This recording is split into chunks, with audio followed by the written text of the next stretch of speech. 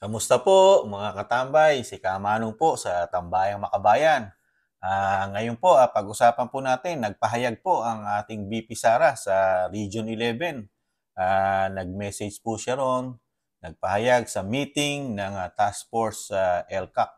Ito po yung masugid na lumalaban, tumutulong sa ating gobyerno noong panahon ni Pangulong Duterte, lalo sa mga makakaliwang grupo, lalo sa ating mga probinsya na nasasakop ng mga makakaliwang grupo. Painggan po natin ang pahayag ng ating VP Sara, mga katambay, at komentuhan po natin. Ito po ang ating VP Sara. Yes, I'd like to thank the participants of the joint meetings for your presence, for your cooperation, for your support for the joint meetings today. And we'd like also to give our special appreciation to our Secretary, Leo Magno, for bringing everyone together to discuss peace and order here in our region. I cannot overemphasize the importance of your anti-insurgency programs in your respective agencies and offices. It will determine the future of our cities, our municipalities, and the future of our children. Totoo yung mga sinasabi namin sa Department of Education na meron talagang recruitment na nangyayari, lalong-lalo na sa mga indigenous peoples, youth, kabataan, ng mga supposedly dapat learners who are inside the schools who are under the Department of Education. Kaya humihingi din kami ng tulong ninyo para maprotektahan ang kabataan natin at mapanigurado na sila ay nasa loob ng paaralan at sila ay makapagtapos ng pag-aaral. Hindi dahil Davao Region ay na-declare na insurgency-free ay wala na tayong problema. Dahil anytime, any issue, any complaint na pwedeng sakyan o pwedeng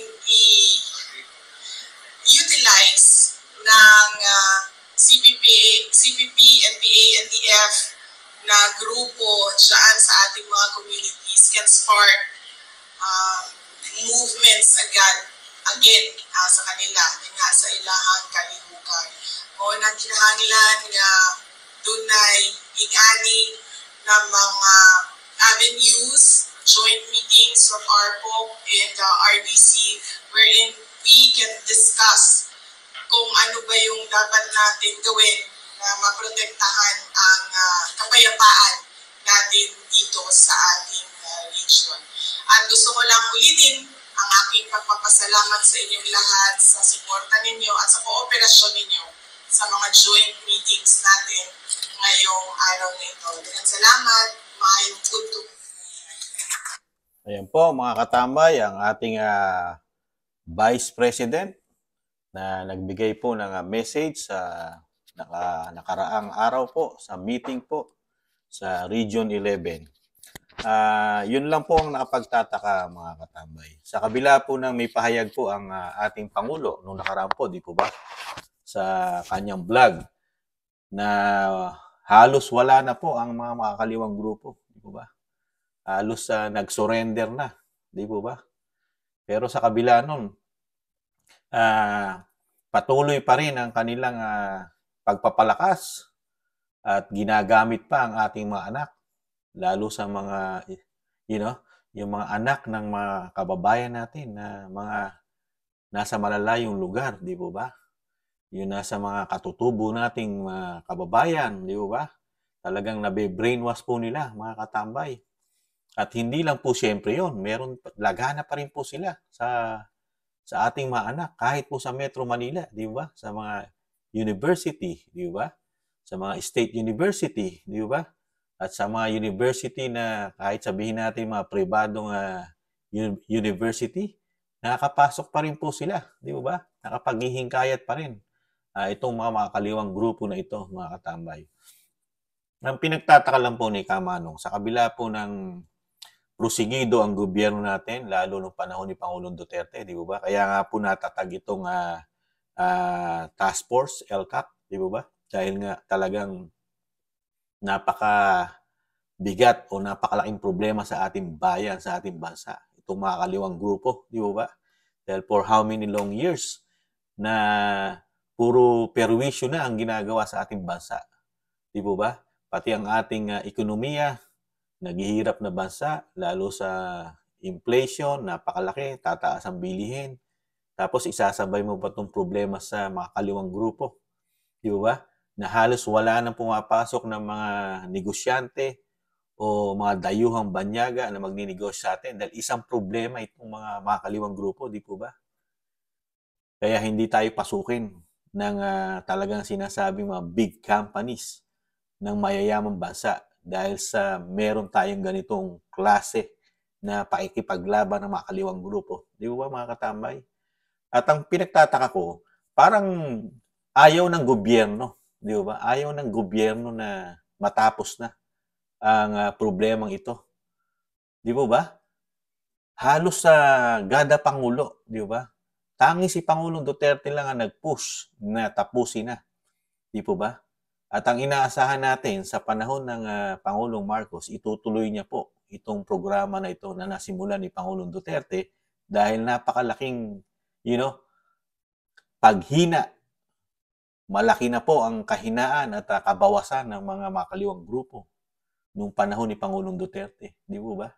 At kailangan na lang po talaga sundan o ipus nitong bago nating pamahalaan sa administrasyon ng Pangulong Marcos. Di po ba mga katambay?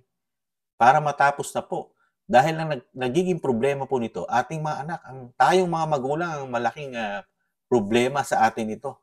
Pagka ang mga anak natin, nasapi sa grupong ito. Di ba? Mga murang kaisipan, sa murang edad, ibe-brainwash po nila ang ating mga anak para lumaban sa gobyerno. At sa ating mga kapulisan, ating mga sundaluhan. Di po ba? Imbis na ang ating mga anak ay maging mapayapa sa eskwelahan, tinuturuan ng dunong, magkaroon ng kinabukasan. Ano ginagawa itong mga kaliwang grupo? Unti-unti nilang pinapatay ang ating mga anak. Di ba? Pinaniniwala nila sa kanilang pinaglalaban na hindi natin malaman kung ano ang kanilang pinaglalaban. Di ba? Na hindi naman nakakatulong sa ating bansa. At ang mahirap, sila ang naipaglaban, idinadamay ang ating mga anak. Di po ba mga katambay, mga kababayan? Sila lang ang naipaglaban, pero pati ang mga anak natin, sinasama nila sa mga paipaglaban nila. Di po ba? It's unfair, di ba? Pero ang gobyerno natin, hindi mo makitaan kasi mismo sa Senado, di ba? Merong mga nagsisimpati diyan, di ba? Nakikita natin, di ba? Sa Congress, talagang merong mga kumakampi sa mga kaliwang grupo. Di po ba? Nakikita po natin yung mga reaksyon ng ating mga mambabatas. Mga ilang mambabatas diyan, talagang pinoprotektahan nila mga kaliwang grupo, di ba? Ganun din sa Senado. At ang ating pamahalaan ngayon, hindi natin nakikita ng talagang prosigido na matapos na ang paipagbaka for how many years?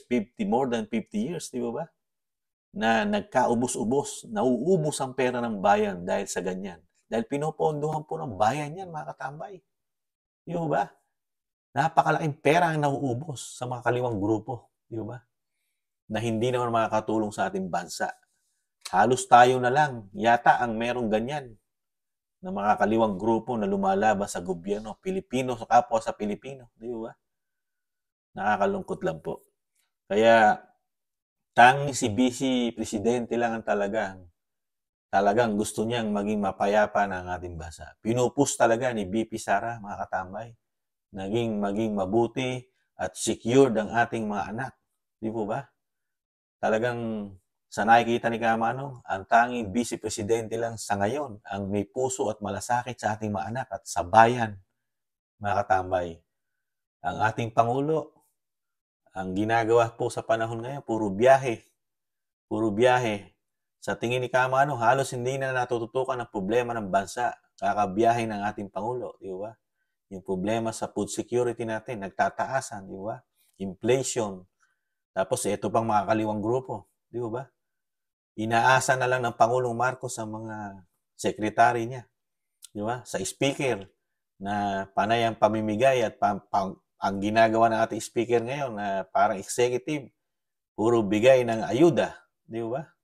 Pero yung problema na malaki ng bansa, hindi natututukan ng administrasyong Marcos sa tingin ni Kamanong. Sa komento ni Kamanong, yung mabigat na problema, nababaliwala. Hindi nadaan tayo sa mga biyahe na makakuha ng mga investor, makakatulong sa ating bansa. Hindi po yun ang kailangan solusyonan sa ngayon. Di ba? Sabi nga ni BP Sara, unahin natin ang kahirapan ng ating bansa. Tutukan muna natin to. Saka na lang natin gawin yung mga plano na sinasabi, di ba? Yung sinasabi ng Pangulo na world class ang ating bansa. Unahin muna natin yung pangangailangan ng ating mga kababayan, di ba? Kahirapan. Tapos sasabay pa itong mga makakaliwang grupo, di ba? Paano tayo aasenso niyan? Kaya makikita mo yung talagang pagiging makabayan, malasakit sa tao ni BP Sara. Kaya nakakahanga po ang paninindigan ng ating BP Sara. Kaya po nakikita po natin kung gaano rin po sila pabagsakin, lalo ang ating BP, kung paano siya ipolitika ngayon. Dahil alam nila na si BP Sara lang ang pinakamatindi na magiging hadlang sa mga kanilang ambisyon, lalo sa 2028. Di ba mga katambay? Kaya po, BP Sara, na alam naman po ng mga Pilipino kung sino ang politikong nagmamahal sa ating bayan. At isa na si Kamanong na humahanga sa inyo, BP Sara, sa nakikita ni Kamanong sa mga politiko natin. Puro mga sariling ambisyon po ang inuuna. Imbis na trabahuhin ang problema ng bayan. Samantalang po kayo, BP Sara, tinatrabaho nyo po at tinututukan kung ano yung problema ng ating bayan, lalo sa edukasyon na nagiging problema ng ating eskwelahan, ang mga makakaliwang grupo na talagang kinukuha ang ating mga anak para masapi sa kanila, di ba? At yun po ang itinatrabaho nyo. At salamat po at hindi pa nabubuwag ang nakakatulong sa ating bansa, ang task force sa LCAC. Sana hindi matanggal yan. At malaking tulong po yan, lalo-lalo sa mga ating mga anak at sa mga talagang mga nagre-rebelde sa ating bansa na hindi nakakatulong kailanman sa ating bansa, kundi nagpapahirap pa. Unang-una sa bansa at sa pamilyang Pilipino at sa ating mga anak. Di po ba mga katambay? Kaya yun lang po mga katambay, suportahan po natin ang mga layunin at magandang ginagawa ng ating BP Sara. Ipagpatuloy nyo lang po yan, BP Sara. Alam po ng mga Pilipino kung ano po ang kagandahan, loob at serbisyo na binibigay nyo sa ating bansa. Muli po, si Kamanong po, nag-iiwan pong mahalin natin ating bansa. Mahalin natin, siyempre, paglaban natin, tis-tis lang. Makakabangon tayo, ang Pilipinas, darating ang panahon na mawawala na ang makakaliwang grupo. Paalam. Bye-bye. Ingatan nawa.